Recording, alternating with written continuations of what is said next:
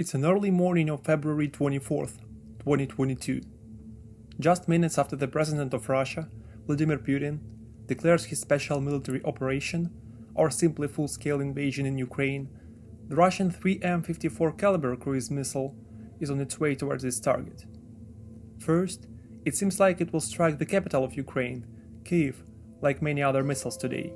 However, its real target is the military base 3018 of the National Guard of Ukraine, just 10 kilometers away from the city. Around 6 a.m., the missile explodes on the empty exercise ground in front of the barracks.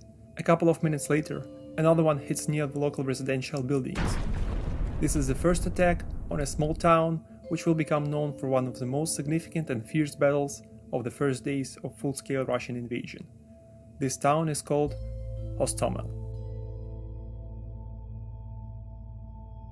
The missiles strike the military base near Antonov Airport, also called Hostomel Airport.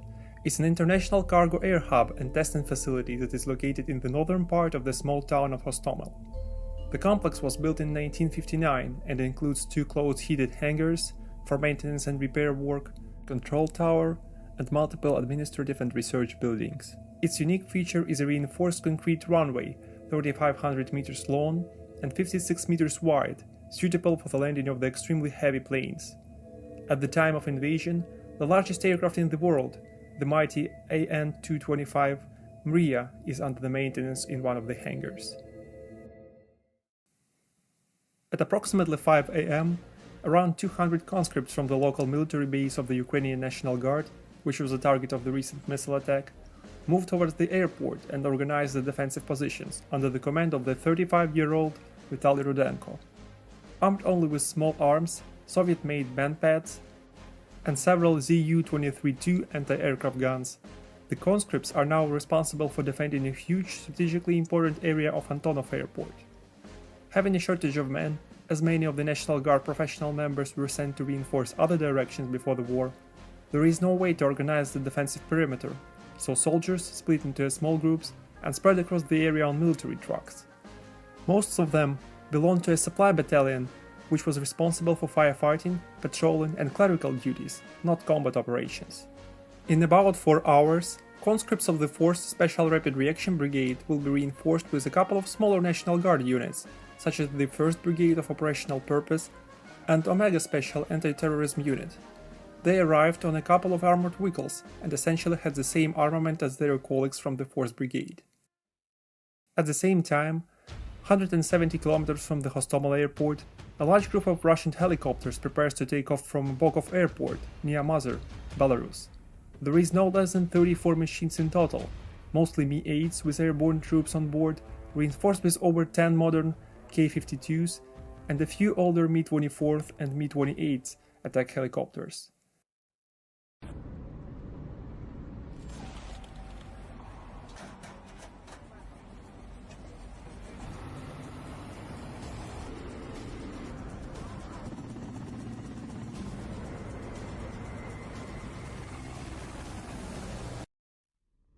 Staying in Belarus airspace as long as they can, the first wave of attack helicopters crossed the Ukrainian border unnoticed at approximately 9:30 a.m.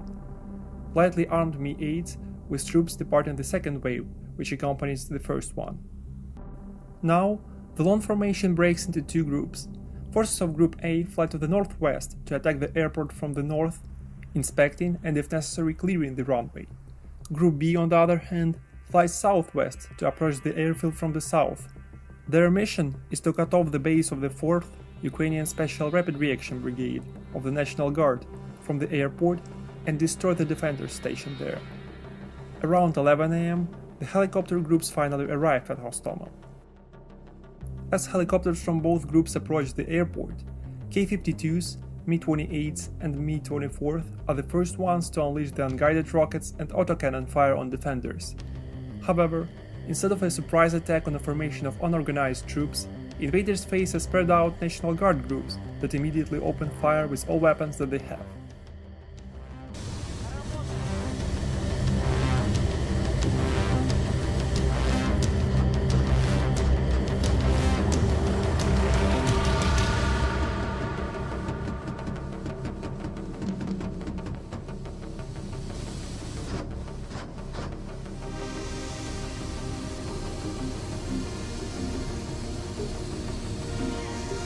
One of the defenders, Sergei Fatalyuk, runs through the airstrip of the airport with Soviet Iglaman pad.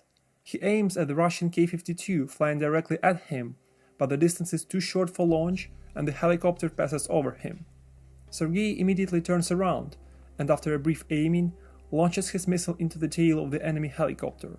Missile tracks down the machine, forcing it to crash right on the airstrip and immediately explode. This incident proves the vulnerability of the most modern Russian helicopters to manpads, even as obsolete as Igla, developed in 1971. As more and more attack helicopters engage in the fight, Mi-8s arrive, but most of them have trouble landing with troops aboard due to intense fire. Rockets and autocannons of helicopters destroy the airport fuel tanks and a couple of planes near the airstrip, covering the skies in a black smoke.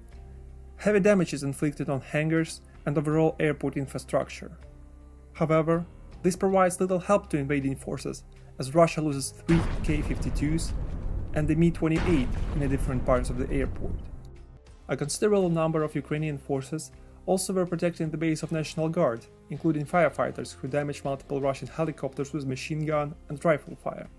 As the fight continues for another hour, the National Guard soldiers are short on ammunition and are ordered to start retreating in an organized manner toward their base. This allows all Russian Mi-8s to finally land on the western outskirts of the airport and deploy all their elite troops.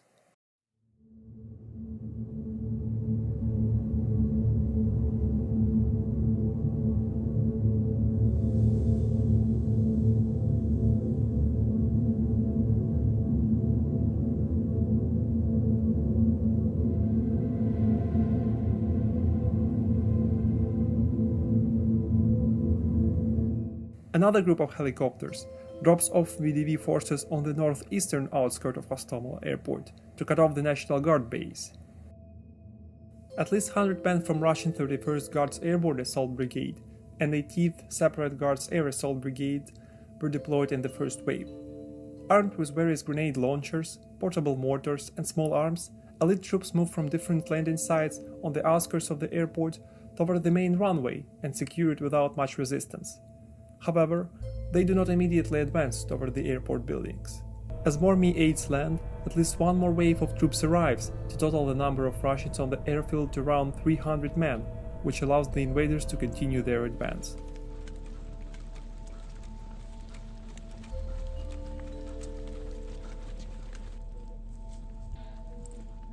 They move cautiously through the administrative buildings towards the flight control tower.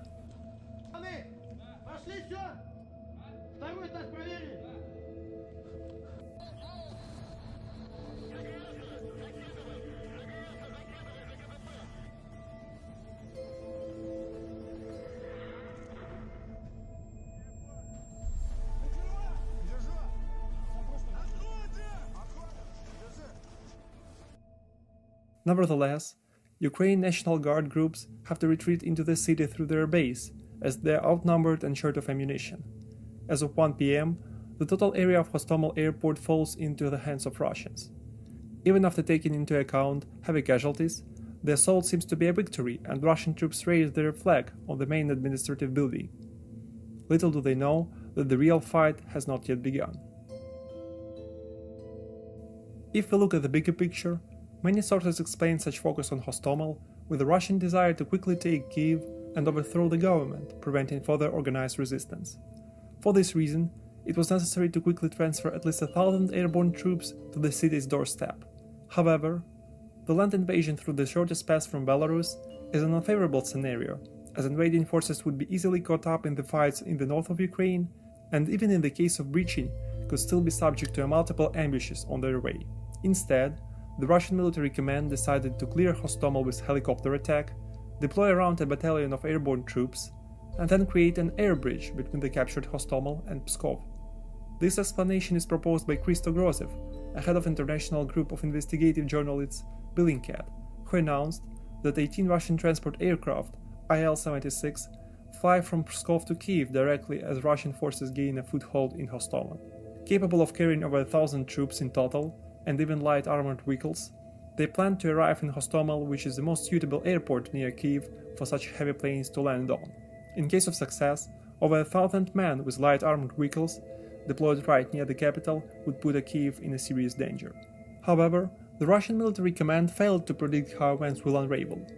Due to fierce resistance, the helicopter groups not only take significant losses, but also waste precious time circling around without a chance to land. A slightly armed infantry of the Ukrainian Force Special Rapid Reaction Brigade that initially protected the airport slowly retreat under the pressure of oncoming waves of Russians. They gave time for the forces of 72nd Separate Mechanized, 80th and 95th Separate Airborne Assault Brigades to deploy and encircle the Hostomel airport. While Ukrainian light airborne brigades arrived quickly from Zhytomyr on transport helicopters, the 72nd Mechanized Brigade has to move their heavy tanks and artillery over 100 kilometers from their base in Bila Tserkva.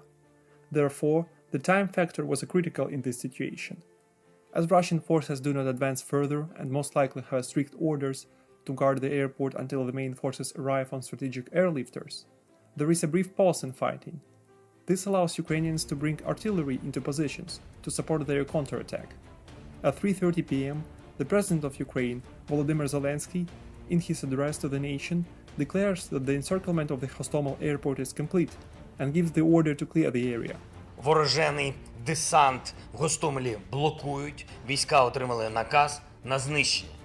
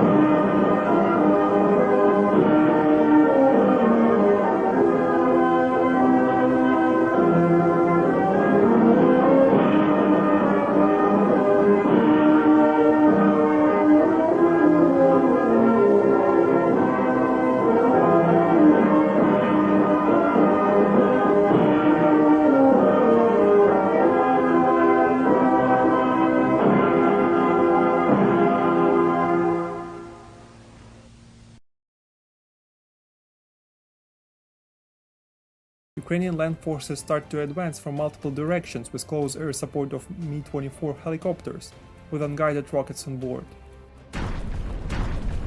As a result of fierce fight, Russians sustain heavy casualties and are forced to desert into the fields and forests around the airport. As of 9 p.m., Hostomel airport is under the control of Ukrainian armed forces, which marks their most significant victory on the first day of full-scale Russian invasion. Russian military command has to abort the mission of delivering more forces into the area by air, and all planes which departed from Pskov land in Belarus.